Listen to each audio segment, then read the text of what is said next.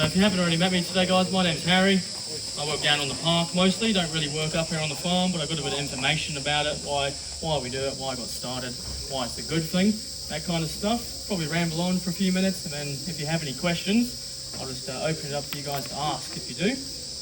But I'll start with kind of 1940s to 1960s. Here in Australia, that was known as the commercial hunting era, and both species of crocodile, the freshwater crocodile and the saltwater crocodile, they were hunted extensively, mainly for financial gain. Anybody could go out there basically with a gun, torch, boat, and shoot as many crocs as they wanted. It wasn't really controlled or managed.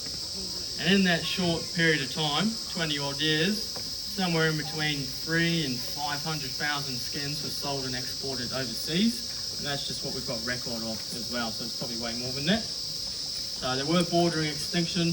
There was a dramatic decline in the wild population. It was kind of the hunters that put their hands up and said, something's wrong here, can't find as many crocs, so we need to do something about it. So they became the main advocates really for their conservation and even helped transition from hunting into farming, which is pretty cool.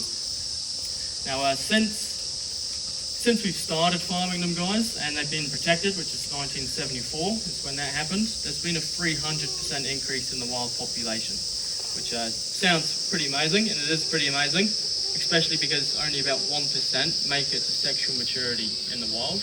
1%, which is pretty crazy. Here at Hartley's, we're a closed farm, and all that means is that we don't have permits to go nest raiding out in the wild, that kind of stuff, like they do up north in the NT.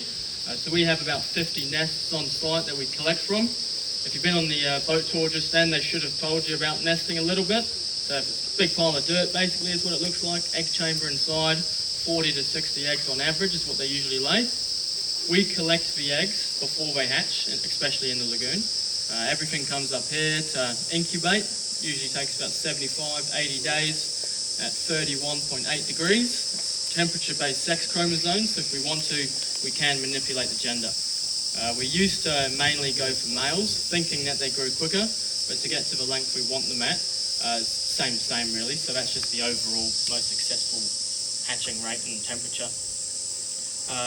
What we're after though, guys, is basically 1.6 to 2 meters in length. That's just the favoured market length right now.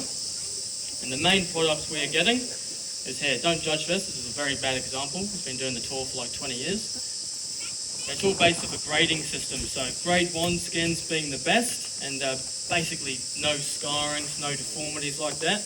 Grade 3 being the worst, meaning they've got 5 or more deformities on them. So we're mostly going for grade 1 skins, of course. And all of those skins are sent overseas to the European market. And if they get those flashy brands and labels that we all know, you're looking at handbags going upwards of $40,000.